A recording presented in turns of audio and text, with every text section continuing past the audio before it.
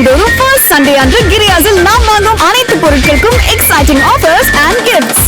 அறநிலையத்துறை கோவில்களில் முறைகேடு குறித்து இமெயில் மூலம் புகார் அளிக்கலாம் என இந்து சமய அறநிலையத்துறை அமைச்சர் ரமேஷ் அறிவித்திருக்கிறார்.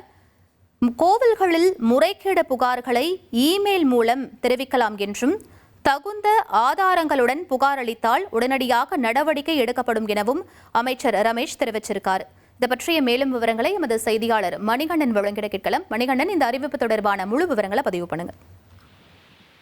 புதிய அரசாங்கம் பதவியேற்றதற்கு பிறகாக பல்வேறு துறைகள்ல பல்வேறு மாற்றங்கள், துறை ரீதியிலான நடவடிக்கைகள் எடுக்கப்பட்டு வருகிறது. அந்த விதத்துல அறநிலைத்துறையை பொறுத்தவரையில அறநிலையத்துறையின் கீழ் கட்டுப்பாட்டில் இருக்கக்கூடிய முக்கிய கோயில்கள்ல பல்வேறு மாற்றங்கள், நடவடிக்கைகள், அதிகாரிகள் மீது புகார்கள் இருந்தால் பணியிட மாற்றங்கள் என அதிரடியான நடவடிக்கைகள் எடுக்கப்பட்டு வருகிறது. இந்த நிலையில கோயில் தொடர்பாக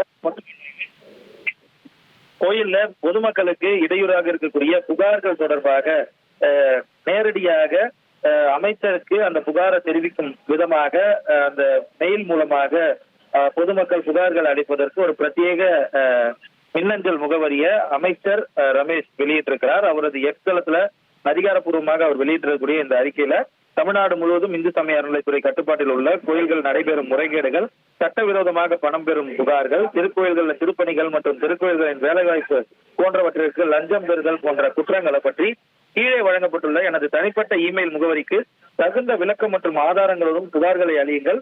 நானும் எனது அலுவலகமும் நேரடியாக இந்த புகார்கள் மீது நடவடிக்கை எடுப்பதற்கான வழிவகைகளை செய்வோம் என்பதை இந்த அறிக்கையில தெரிவித்திருக்கிறார். அந்த அடிப்படையில minister_HRCE@tn.govern.in என்ற இணையதளத்தை, அதாவது மின்னஞ்சல் தளத்தை அறிமுகம் செய்திருக்கிறார். இதன் மூலமாக பொதுமக்கள் நேரடியாக கோயில் சார்ந்த பிரச்சனைகள், முறைகேடுகள், குறிப்பாக புகார்களை இந்த மின்னஞ்சல் மூலமாக அமைச்சருக்கு தெரியப்படுத்தலாம் என்பது அதிகாரப்பூர்வமாக வெளியிட்டிருக்கிறார்.